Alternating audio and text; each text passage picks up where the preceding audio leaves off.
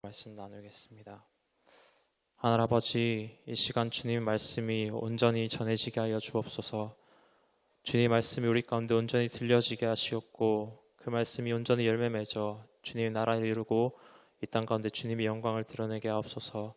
예수님 이름으로 기도합니다. 네. 오늘 본문은 우리가 찬양으로도 많이 알고 있는 유명한 시편 말씀입니다. 문맥상 시편 43편까지 이어지는데 오늘은 1에서 5절까지만 넣고 같이 말씀을 나누려 합니다. 이 시편을 묵상하면서 그 배경을 찾아보았습니다. 먼저는 누가 썼고 또 어떤 상황에서 쓴 것인지 찾아봤는데 구약 학자마다 이야기가 다 달랐습니다. 누구는 다윗이 사울의 추격을 받을 때 썼다, 또는 다윗이 병상에 있을 때 썼다, 또는 다윗이 압살롬에게 쫓길 때 썼다, 혹은 고라 자손이 여호야김 시대 때에 바벨론 포로로 잡혀갔을 때 썼다는 등 견해가 다 달랐습니다. 근데 다윗이나 고라 자손이나 공통점은 이들 모두가 일전에 위기 가운데 처했지만 그 가운데서 구원받은 경험이 있다는 것입니다. 또 현재 지금 그들이 어떤 상황인지 몰라도 지금 당장 이들은 성전에 나아가서 하나님께 예배할 수 없다는 상황입니다. 근데 종일 사람들에게 조롱을 당했다 하고 또 뒤에 경건하지 않은 나라를 언급하는 것을 보아 포로로 잡혀간 고라 자손의 글이라고 생각을 하였습니다. 고라 자손은 민수기 16장에서 모세에게 반역하다가 심판받은 자들인데 원래 일가족이 다 심판받아 죽어야만 했지만 왜인지 모르게 그 고라 자손들은 그 끔찍한 심판에서 살아남게 되었습니다. 그래서 그 고라의 아들들은 성전 문지기와 관리로 또 찬양을 담당하는 자들로 섬기게 됩니다. 그러다가 느부갓네살 왕에 의해서 바벨론의 포로로 잡혀가게 된 것입니다. 이제 그들의 상황을 더 자세히 알아보자면 당시는 지금과 달리 예루살렘에 있는 성전에서만 하나님을 뵐 수 있었고 예배 드릴 수 있었던 때입니다. 근데 이들은 지금 포로가 되어서 바벨론에 잡혀있기 때문에 성전에 나갈 수 없고 하나님을 만날 수 없는 상태가 된 것입니다. 또한 당시에 나라와 나라가 싸울 때 그들은 생각하기를 각 나라의 신들이 서로 대결하는 것으로 여겼습니다. 지금 이스라엘이 전쟁에 패하여 포로로 잡혔으니 바벨론 사람들은 이스라엘 신이 바벨론 신에게 패배한 것으로 여기고 이스라엘 사람들에게 너희 하나님이 어디 있냐고 조롱하는 상황인 것입니다. 우리 혹여나 누군가가 너희 엄마가 없다고 놀리면은 실제로 엄마가 있는 아이도 화가 나겠지만 정말 엄마가 집을 나가서 없는 아이에게는 칼로 찌른 듯한 고통이 있듯이 이 포로로 잡힌 이스라엘 사람들은 그 마음이 지금 매우 고통스러운 상황인 것입니다. 또한 이전에 아직 포로로 되기 전에도 별로 행복한 삶을 살지 않았다면은 모르겠지만 이 고라 자손들에게는 사랑하는 사람들과 성전에 함께 올라가서 함께 예배하고 즐거웠던 시절들이 있었기 때문에 그때와 지금이 대조되어서 더욱 괴로운 상황이었습니다. 또 마지막으로 가장 고통스러운 것은 이 포로 생활의 끝이 보이지 않는다는 점입니다. 당시 그들에겐 어떠한 하나님의 표적도 보이지 않았고 선지자도 곁에 없었고 이런 일이 얼마나 오래됐는지 아는 사람이 없었다는 것이 그들에겐 더욱 큰 절망을 안겨주었던 것입니다. 이런 상황들이 바로 이 시편을 기록하던 고라 자손의 상황인 것입니다. 그래서 그런지 이 시편엔 다른 시편에선 자주 나오는 여호와를 송축할지로다, 할렐루야 등의 찬송 구절이 없습니다. 다만 이 시편 기자는 자신의 영혼에게 얘기할 뿐입니다. 5절 같이 함께 읽겠습니다. 시작. 내 영혼아, 내가 어찌하여 낙심하며 어찌하여 내 속에서 불안해하는가? 너는 하나님께 소망을 두라. 그가 나타나 도우심으로 말미암아 내가 여전히 찬송하리로다. 아멘. 이 구절을 잘 보면은 그는 하나님이 나타나서 도우심으로 찬양할 것이라고 합니다. 그런데 하나님이 나타나신다. 이 말의 전제는 다른 게 아니라 지금은 하나님이 계시지 않다는 것입니다. 이 시편의 저자는 하나님의 임재를 조금도 느끼지 못하고 있는 상황이란 것을 우리는 5절의 고백을 통해서 알게 되는 것입니다. 그런데 이 시편 기자가 느끼는 감정들, 그가 처한 상황들은 이 시편 기자가 특별해서 느끼는 것이 아닙니다. 하나님을 믿는 모든 자들, 특별히 이 고라 자손과 같이 이전에 위기 중에 구원을 받아본 적이 있거나 또는 하나님의 사람들과 함께 하나님을 예배하는 그 기쁨을 아는 신자라면은 더욱 오늘 이 시편 기자가 처한 상황과 그 감정을 느끼게 될 수 있다는 것입니다. 이 시편 기자가 포로로 잡혀서 하나님께 나아가지 못하는 것처럼 오늘날도 우리에겐 우리를 포로로 사로잡아서 하나님께 나아가지 못하게 하는 것들이 있습니다. 정말 작게는 지금 이 예배 시간에 육신이 피곤하셔서 자꾸 눈이 감기는 그런 피로한 육체 가운데 사로잡혀서 하나님께 나아가지 못할 수도 있고, 더 심하게는 몸의 질병으로 아프게 되면은 이렇게 교회 나와서 함께 드리는 예배는 꿈도 못 꿀 뿐더러 일상에서 또 병상에서 드리려는 예배도 막상 통증이 내 몸을 뒤덮으면 그때는 예배고 뭐고 없고 일단 어떻게 하면 덜 아플까 온몸을 비틀게 됩니다.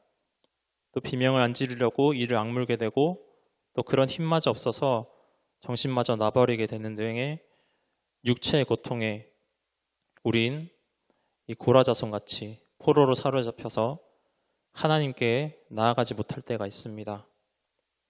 또 더 심각한 것은 몸이 지금 멀쩡히 여기 있지만 내 마음이 어떤 것에 포로가 되어서 하나님께 나아가지 못하는 상황입니다. 단적으로 내 마음이 분노와 억울함에 포로로 사로잡혀버릴 때가 있습니다. 저는 군대에서 답답한 일을 겪게 됐는데 제가 군종병이라서 새벽마다 예배를 준비하고 기도를 하는 시간 가졌지만 그 새벽 예배마저도 제 마음에 분노가 가득 차서 기도를 해도 나쁜 말밖에 나오지 않고 밤에 자기 전에 기도를 드릴 때에도 그 사람을 왜 심판하지 않느냐는 그런 분노와 섞인 그런 기도밖에 드릴 수 없었을 때가 있었습니다. 이렇게 우리 마음이 분노로 사로잡혀서 하나님께 나아가지 못할 때가 있습니다. 또 그리고 우리 마음이 크게 낙심되어서 절망감에 포로가 될 때도 있습니다. 소중한 어떤 것을 상실했을 때 작게는 핸드폰이나 지갑만 잃어버려도 우리 마음은 철렁 내려앉습니다. 근데 내 앞날에 유일해 보이던 어떤 가능성을 상실하게 될 때면 정말 눈은 뜨고 있지만 모든 빛이 사라진 것처럼 깜깜해지는 것을 느끼게 됩니다. 혹은 그 잃어버린 것이 내 마음으로 깊이 사랑하던 사람이었다면 그때는 예배고 뭐고 난 이제 왜 살아야 하지? 왜 살아야 하는지 알고 싶지도 않고 어떤 것에도 의미를 찾을 수 없고 다 부질없다는 생각에 좌절할 때가 있습니다. 또 앞으로 더 나아질 거란 생각도 들지 않고 어떤 말도 나에게 위로나 감격이 되지 않을 때가 있습니다. 이렇게 더 이상 눈물도 분노마저도 나오지 않는 절망적인 상황 앞에 내 마음은 포로로 잡혀 도저히 예배를 드릴 수 없을 때가 있습니다. 다시 간단히 말씀드리면 이 시편 기자가 포로지에 끌려가서 도무지 하나님을 예배할 수 없게 된 것 같이 지금의 우리 또한 육신이나 우리의 마음이 어떤 것에 포로가 되어서 도무지 하나님께 예배 드릴 수 없고 그 임재를 느끼지 못할 때가 있다는 것입니다. 또 이런 우리에게 도무지 하나님께 예배 드릴 수 없는, 또 임재를 느낄 수 없는 우리에게 하나님이 어디 있냐고 세상이 물어올 때가 있습니다. 또는 내 가장 친한 사람들이 나에게 물어올 때가 있습니다. 또 그리고 세상이나 타인이 아니라 자기 자신 안에서 내가 나에게 하나님이 어디 있냐는 그런 조롱의 소리를 할 때도 있다는 것입니다. 또 과거의 교회의 영광과 교회 안에서 누렸던 기쁨과 평안함을 더 이상 느낄 수 없을 때 우리 아픔은 오늘 이 시편 기자와 같이 배가 되어서 눈물이 음식이 되는 아픔을 겪게 될 수도 있습니다. 또 마지막으로 이 육신의 고통이나 나를 낙심시키는 절망적인 상황이 언제까지 이어질지, 도대체 난 어떻게 회복되어야 되지? 도대체 언제까지 이런 거지?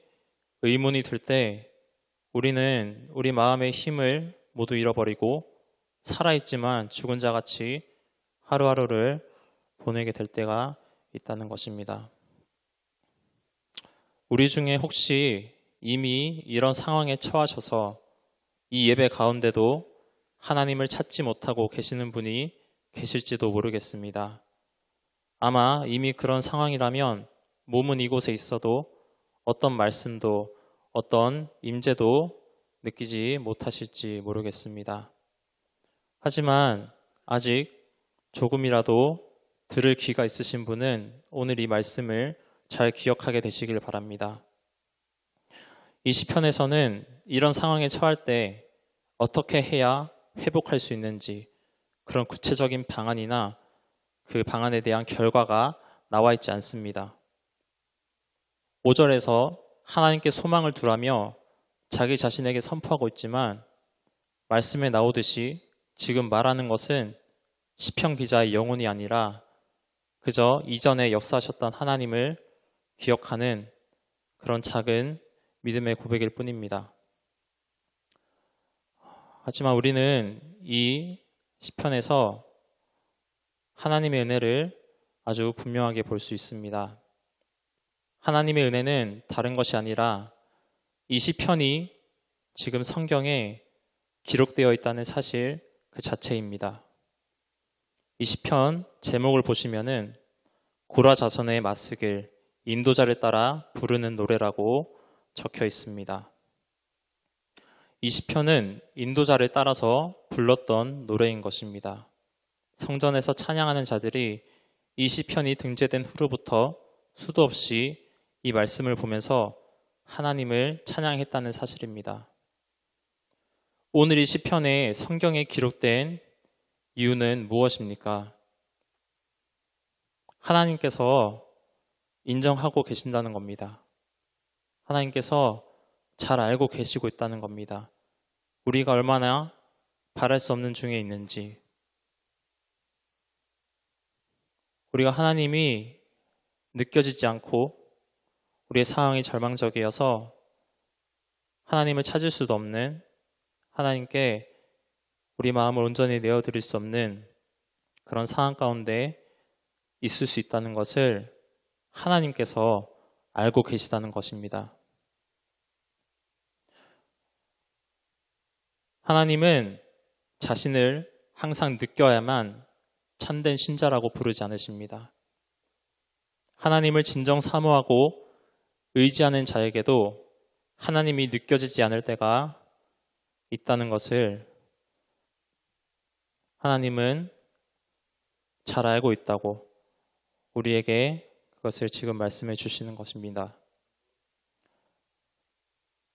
하지만 하나님은 이때에도 하나님을 전혀 느끼지 못하는 그런 자마저 버리지 않으셨다는 것을 우리에게 말씀해 주시는 것입니다. 다만 우리를 위해서 행하실 그 큰 일들을 준비하시는 중이심을, 하나님은 지금 하나님의 때를 기다리고 계신다는 것을, 우리에게 가장 좋은 것을 주시려고 지금 기다리고 계시다는 것을 우리가 믿게 되기를 소망합니다.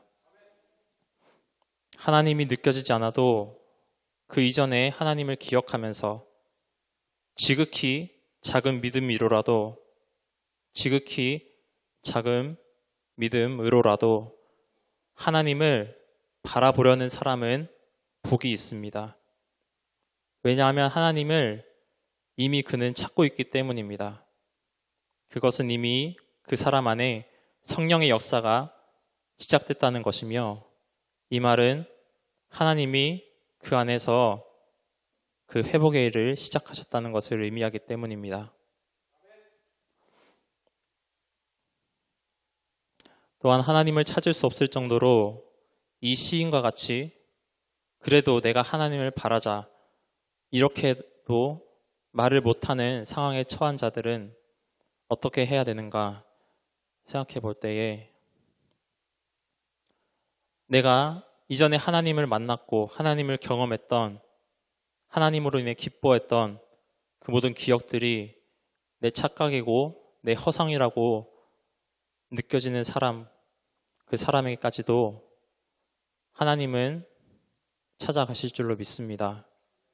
목자가 길을 잃어 헤매는 양을 기어이 찾아내듯이 여인이 잃어버린 동전을 찾으려고 온 바닥을 쓸면서 찾듯이 하나님은 그런 사람까지도 찾아내시고 다시 이끌어 주실 줄 믿습니다. 항상 하나님을 느껴야만 참된 신자가 아닙니다. 하나님을 진정 사모하고 의지하는 자에게도 하나님이 느껴지지 않을 때가 있습니다. 하지만 이때에 하나님이 그를 버리지 않으셨다는 것을, 다만 우리를 위해 행하실 그 일들을 준비하고 계시는 중임을 우리가 믿고 인내하게 되기를 축복합니다.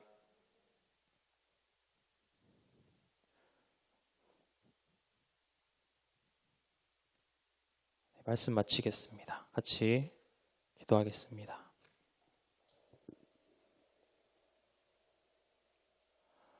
하나님 아버지, 우리가 하나님을 믿는다고 말하지만, 우리가 매주 나와서 예배드리지만 하나님이 느껴지지 않을 때가 있음을 잘 알고 계시다고 오늘 우리에게 말씀해 주셨습니다. 하지만 주님, 우리가 그렇게 하나님을 느끼지 못하고 하나님을 찾을 힘마저 없을 그때에도 하나님은 우리를 받으셨고 우리를 위해서 일하시고 계시며 우리에게 가장 좋은 것을 주시는 분이심을 우리의 그 지극히 작은 믿음이 기억하고 주님을 바라보려고 하는 저희들 되도록 우리를 축복하여 주옵소서. 오늘 함께 해주심을 감사드리며 예수님의 이름으로 기도드립니다.